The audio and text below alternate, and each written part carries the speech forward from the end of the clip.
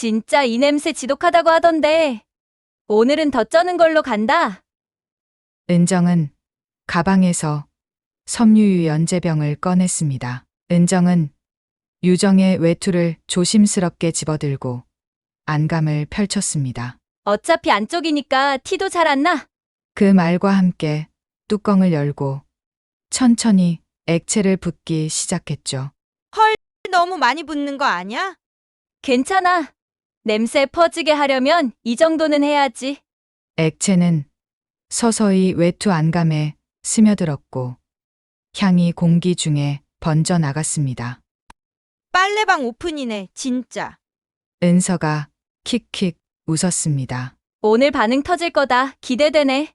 두 사람은 외투를 원래대로 조심히 걸어놓고 자리를 떠났습니다. 잠시 후 유정의 모니터 뒤쪽 작은 CCTV 표시등이 희미하게 깜빡이고 있었단 사실은 아무도 몰랐습니다. 누군가는 끝까지 침묵했고 누군가는 그 침묵을 깨기로 결심했습니다. 쌍둥이 자매에게 대체 무슨 일이 있었던 걸까요? 지금부터 그날의 모든 전말을 이야기하겠습니다. 부디 끝까지 함께해 주세요. 어둠 속 병원 복도 끝 붕대에 감긴 언니의 손목 그 옆에서 떨고 있던 나. 수영이요?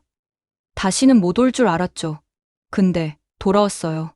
언니는 쓰러졌고 나는 일어섰다. 같은 얼굴, 다른 심장. 이제 그 지옥에 내가 들어간다. 오늘부터 이 사무실 뿌리째 뽑아 갈아엎어줄게. 조용히 시작된 사냥. 이건 끝이 아니라 시작이다. 죽지 마, 언니. 복수는 살아있는 동안 더 뜨겁게 타오르니까. 병원 복도 끝.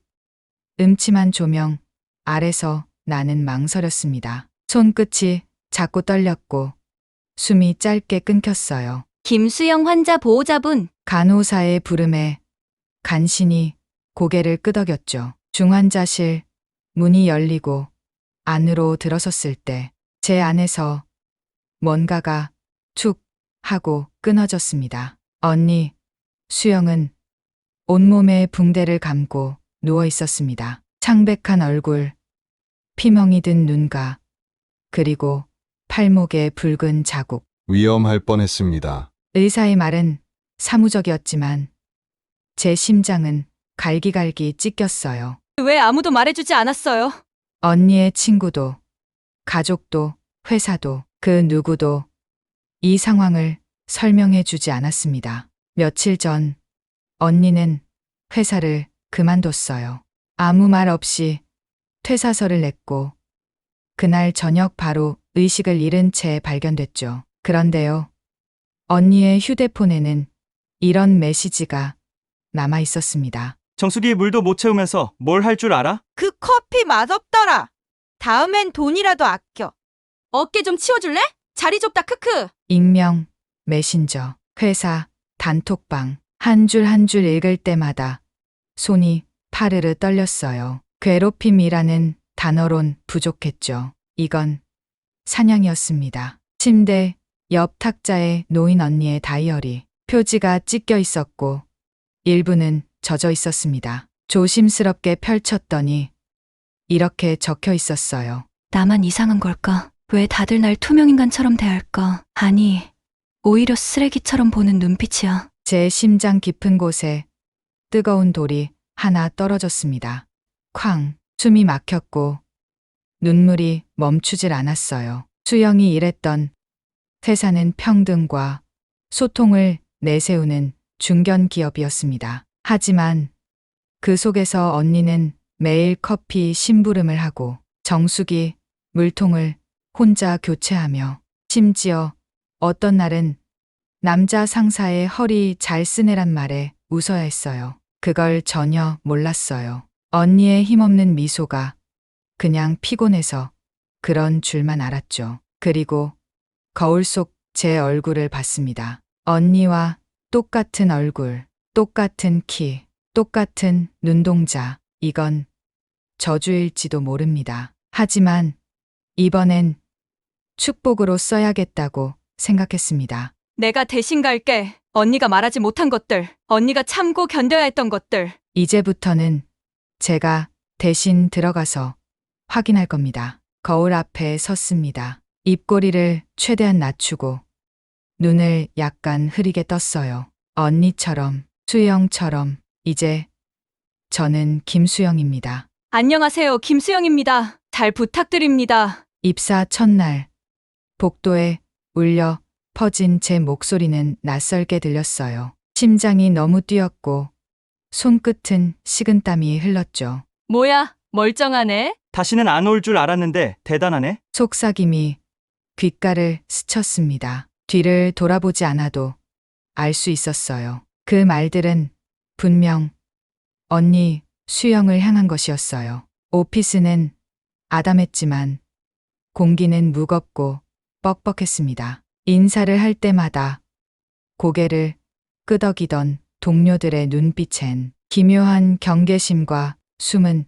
비웃음이 떠다녔습니다. 김수영 씨, 자리 정리되면 잠깐 회의실로 오실래요? 과장 유경의 목소리는 부드러웠지만 그 뒤에 묻힌 미묘한 날카로움은 금방 느껴졌어요. 정수기 물통 좀 채워요. 회의 끝나고 또 텅 비면 곤란하잖아. 말을 꺼낼 틈도 없이 쏟아지는 지시에 머릿속이 하얘졌습니다. 물통은 생각보다 무거웠고 어깨가 벌써 뻐근하게 당기기 시작했죠. 복도 너머에서 웃음이 새어나왔어요. 허리 괜찮으시겠어요? 지난번엔 막 주저앉으시던데. 남자 대리의 농담, 그리고 옆에서 피식 웃는 목소리들. 그 순간 마음이 움츠러들었습니다. 무시하자, 웃지 말자. 언니도 이렇게 버텼겠지. 오후엔 더 노골적인 말들이 이어졌어요. 수영 씨, 부장님 아이스 아메리카노 한 잔, 얼음 많이? 아, 사장님 것도 좀 부탁해요. 억지로 웃으며 내라고 대답했지만 제 안에선 무언가가 툭 하고 끊어졌어요. 편의점, 커피, 기계 앞. 언니가 얼마나 자주 여기 서 있었을까 생각했죠. 회사로 돌아가는 길. 회사 앞 벤치에 앉아 잠깐 숨을 고를 때였습니다. 수영 씨 아니죠? 예전이랑 분위기가 많이 다른데요. 그는 팀장 박현이었습니다. 눈빛은 스멀스멀 위아래로 저를 훑었어요. 사람들이 그러더라고요. 요즘 좀 달라 보인다고. 저는 그게 나쁘지 않던데요. 입가에 걸린 미소가 소름 끼쳤습니다. 그럼 또 봅시다.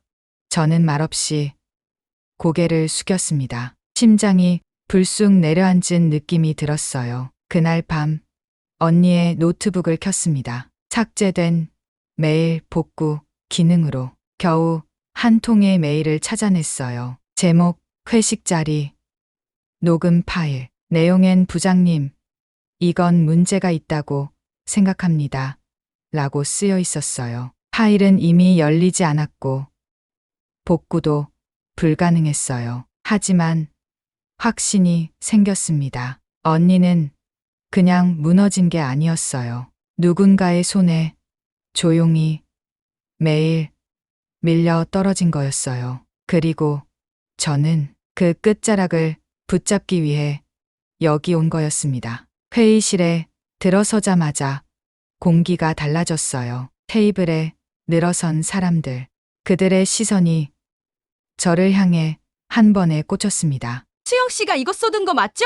유경 과장이 탁자 위로 손짓했어요. 물잔이 엎질러져 있었고 서류는 눅눅하게 젖어 있었습니다. 죄송합니다. 그런데 저는 됐어요. 앞으로는 조심하자는 거예요. 말을 마치기도 전에 손을 내젓는 모습에 가슴이 꽉 막혔습니다. 회의가 끝나고 복도로 나왔을 때 복도 끝 어딘가에서 웃음소리가 들렸어요. 커피는 여전히 잘 사오더라? 이번엔 얼음 양 딱 맞췄던데? 속닥속닥 실명은 없지만 누구 이야기인지 분명했어요.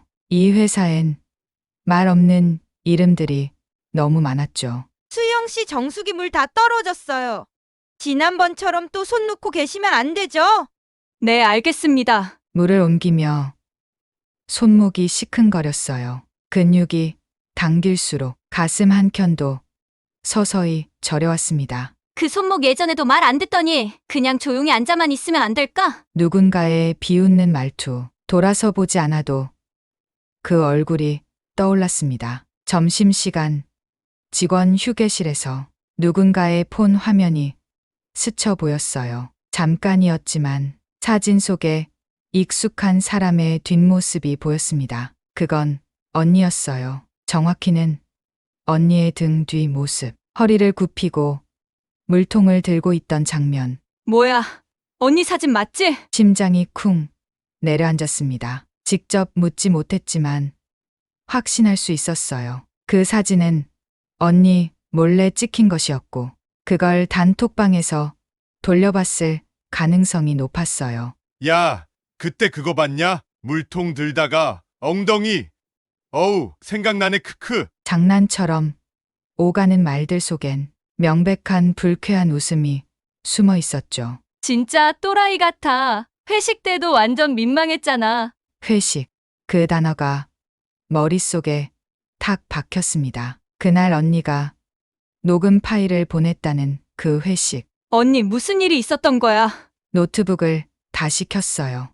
복구한 메일을 몇 번이고 되짚어보며 혹시 남은 흔적은 없을까 검색을 반복했죠. 하지만 시스템은 냉정했어요. 파일 없음, 접근 거부, 눈앞이 흐려졌습니다. 그때 알림이 떴어요. 단체 채팅방 초대. 수영 씨, 단톡 들어왔어요? 요즘 뭐 재미난 이야기 많던데. 유경의 목소리는 평소보다 더 무심한 척하며 건조했어요. 그 단톡방, 언니가 늘 알림을 꺼두었던 방, 그 안에 그날의 조롱들이 숨겨져 있는 건 아닐까요? 스마트폰을 손에 쥔 채 손가락이 파르르 떨렸습니다. 가짜가 진짜가 되는 세상. 그 말이 귓가에서 쩌렁쩌렁 울렸어요. 오후 4시쯤 외근을 마치고 돌아온 유정은 후줄근한 몸으로 자리에 앉았습니다. 잠깐 숨 돌릴 새도 없이 손등으로 이마를 훔쳤죠. 그때 의자 뒤에 걸어둔 외투에서 강한 향수 냄새 같은 것이 확 풍겨왔습니다. 처음엔 내가 향수를 너무 많이 뿌렸나 생각했지만 이건 익숙한 향이 아니었습니다. 외투를 벗어 조심히 들춰보니 안쪽이 축축했습니다. 손끝으로 눌러보자 미끄럽고 미끈한 액체감이 느껴졌어요. 유정은 손에 묻은 것을 냄새 맡았습니다. 뭐야 이 냄새. 섬유 유연제였습니다. 향이 강한 마치 빨래방 안에 갇힌 듯한 묘한 냄새. 유정은 갑자기 식은땀이 흘렀습니다. 누군가 일부러 외투 안쪽에 부어놓은 게 분명했죠. 뒤에서 은정의 목소리가 들려왔습니다. 유정 씨, 외투 새로 바꿨어요? 냄새 장난 아니다. 향수랑 섬유유연제랑 같이 뿌렸나 봐요. 모니터 뒤에선 또 누군가 킥킥 웃었습니다. 외투가 아니라 방향제네. 완전 탕비실에까지 냄새 나겠다. 유정은 뒷목이 확 달아오르며 셔츠가 완전히 젖어 어쩔 줄 몰라 당황하고 있어서요. 화장실로 도망치듯 뛰어가며 조심스럽게 외투를 들고 나왔습니다. 눈물이 날 것 같았지만 울면 안 된다는 생각에 입술을 꼭 깨물었습니다. 화장실 안에서 거울을 봤습니다. 머리는 산발, 얼굴은 붉게 달아오르고 외투는 얼룩이 져 있었습니다. 그 순간 가슴 깊은 곳에서 뭔가가 툭 하고 부서졌습니다. 이건 단순한 실수 아니야. 일부러야. 냄새로 사람을 조롱할 생각을 했다는 것 자체가. 눈을 감고 심호흡을 했습니다. 진정하자, 울지 말자. 감정을 들키면 더 즐거워할 사람들이니까. 그리고 다음 순간 유정은 속으로 다짐했죠. 내일도 입고 갈 거야. 이 외투 그대로. 그리고 누구 짓인지 꼭 알아낼 거야. 그날 이후 유정은 모든 것을 기록하기 시작했습니다. 메모장엔 날짜, 시간, 사건의 종류, 가해자의 이름이 적혀 있었고 스마트폰에는 녹음 파일과 몰래 촬영한 영상들이 하나씩 쌓여갔죠. 점심시간이 되자 유정은 일부러 외투를 걸친 채 식당으로 향했습니다. 모두가 피하는 냄새를 의도적으로 끌어안은 채 그녀는 가해자들의 반응을 살폈습니다. 입구 근처 테이블에 앉아 있던 은정이 코끝을 찡그리며 속삭였습니다. 아직도 그 외투 입고 다녀? 미쳤나 봐. 그 옆에서 은서가 들릴 듯 말 듯 말했죠. 진짜 대단하네. 난 쪽팔려서라도 못 입겠다. 유정은 식판을 들고 그들 근처를 일부러 지나쳤습니다. 그 순간 은정의 손이 자신의 옆구리를 스치며 일부러 된장국 국물을 살짝 엎질렀습니다. 어머, 미안.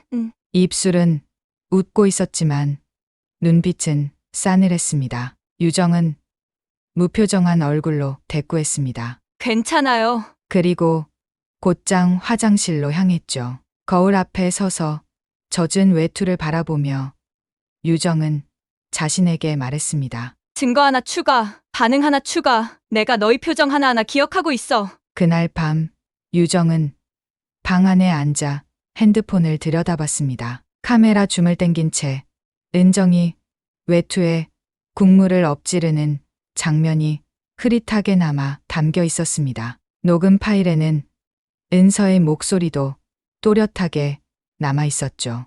저거 아직도 입고 다녀? 진짜 정신 나간 거 아냐? 유정은 조용히 녹음을 저장하고 폴더를 만들었습니다. 폭로용 점심 사건. 그녀의 손끝은 차분했지만 속은 들끓고 있었습니다. 언젠가 이 모든 것을 하나로 모아 모두가 보는 앞에서 펼쳐 보이겠다는 다짐이 서서히 형태를 갖춰가기 시작했습니다. 회의실 공지 메일이 도착한 건 오전 9시 반이었습니다. 주간 운영점검 회의 전 팀원 참석. 회의 주제는 실적 보고였지만 유정의 머릿속엔 다른 단어가 맴돌았습니다. 오늘이다. 점심시간이 끝난 뒤 회의실엔 긴장된 공기가 흘렀습니다. 부장부터 신입까지 전원이 자리에 앉아 있었습니다. 프로젝터 화면에는 지난달 수치들이 천천히 지나갔습니다. 유정은 자리에서 일어섰습니다. 누구도 예상하지 못한 행동이었습니다. 잠깐만요. 한 가지 말씀드릴 게 있어요. 부장의 이마가 찌푸려졌습니다. 지금 보고 중인데 무슨 일이에요? 유정은 테이블 위에 USB 하나를 꺼내 들었습니다. 제가 겪었던 일입니다. 저 혼자 감당하기에는 너무 오래됐고, 이제는 말해야 할 것 같아서요. 회의실이 술렁였습니다. 은정은 얼굴빛이 확 변했고 은서는 고개를 돌렸습니다. 화면이 바뀌자 녹음 파일이 재생되기 시작했습니다. 쟤는 진짜 좀 이상하지 않아? 눈빛이 불안정하잖아. 맨날 혼자 다니는 것도 찝찝하고. 정수기도 못 올리는 애한테 뭘 기대해. 목소리는 또렷했습니다. 은서, 은정, 다른 몇 명. 웃음 섞인 비아냥이 순차적으로 들려왔습니다. 유정은 이어 말하며 슬라이드를 넘겼습니다. 이건 지난달 외투 사건입니다. 제 사물함에 섬유유연제를 부은 흔적, 그리고 CCTV에서 외투를 들고 간 장면. 그제야 은정이 벌떡 일어났습니다. 야, 그걸 지금 여기서 왜? 은정 씨, 앉으세요. 부장의 목소리가 낮고 단호했습니다. 유정은 마지막 슬라이드를 띄웠습니다. 그리고 이것이 결정적인 증거입니다. 점심시간 복도에서 은정이 유정의 팔을 치며 된장국을 일부러 엎는 장면. 그 장면은 2번 반복되어 재생됐습니다. 표정, 행동, 그리고 주변 직원들의 웃음까지 또렷했습니다. 회의실엔 완전한 침묵이 내려앉았어요. 제가 오늘 이걸 공개한 이유는 더 이상 아무도 피해보지 않게 하려는 겁니다. 유정의 목소리는 떨리지 않았습니다. 그동안 참았던 이유는 믿을 수 없어서였어요. 시스템도, 사람도. 하지만 더는 침묵하지 않겠습니다. 은정은 얼굴이 창백해졌다. 은서는 팔짱을 끼고도 말이 없었습니다. 부장은 입술을 눌렀어요. 회의는 여기서 마치겠습니다. 그 말이 끝나자 모두가 일어나기 시작했습니다. 단 한 명, 유정만은 가방을 조용히 챙기며 조용히 속삭였습니다. 이제 나도 나를 지킬 수 있어요.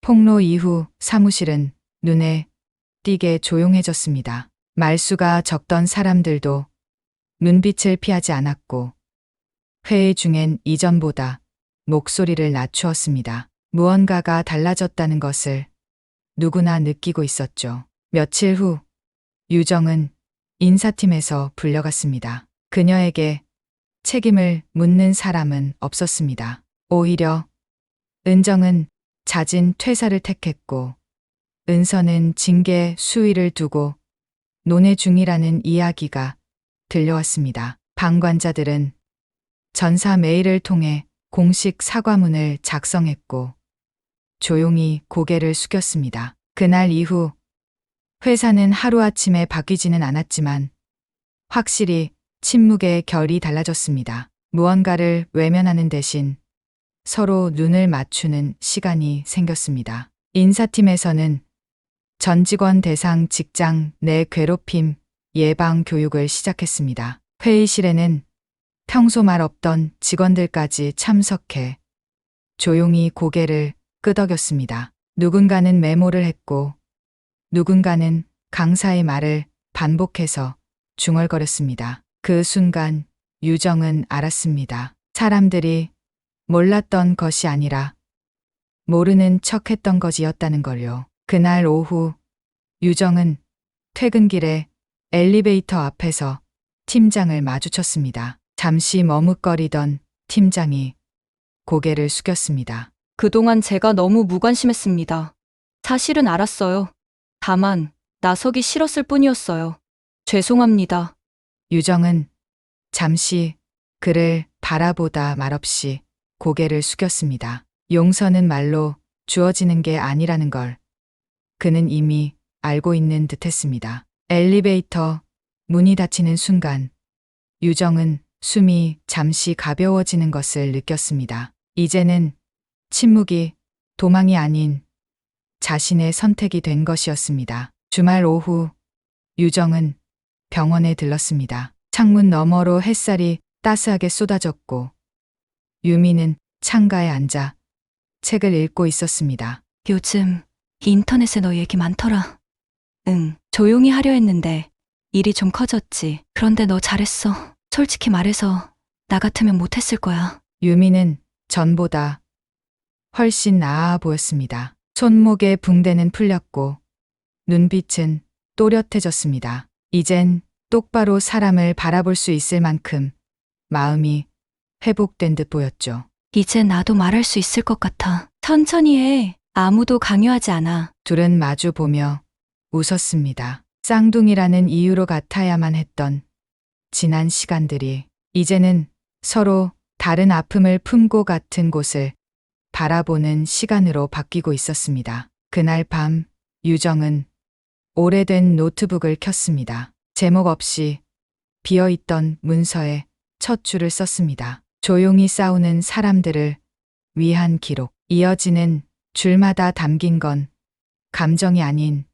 사실이었습니다. 증오가 아닌 다시는 이런 일이 반복되지 않기를 바라는 마음이었죠. 그리고 유정은 알게 되었습니다. 누군가는 침묵을 택했기에 세상이 조용했지만 누군가 침묵을 깼기에 세상이 다시 귀를 기울이게 되었다는 것을. 그녀의 싸움은 복수가 아닌 회복이었고 그 회복은 유정 자신만이 아닌 곁에 있던 누군가의 삶까지도 다시 일으킨 일이었습니다. 혹시 당신은 누군가의 침묵을 본 적 있나요? 점심시간에도 말이 없고 회식 자리에서도 웃지 않던 사람. 그저 성격이 조용하구나라고 넘겨왔던, 하지만 사실은 매일을 버텨내며 살아남고 있었던 누군가. 그 침묵은 말이 없었을 뿐 아무것도 느끼지 못하는 게 아니었습니다. 그 침묵은 외면당할까봐, 믿지 않을까봐, 비웃을까봐, 세상이 얼마나 무심한지 너무 잘 알기 때문에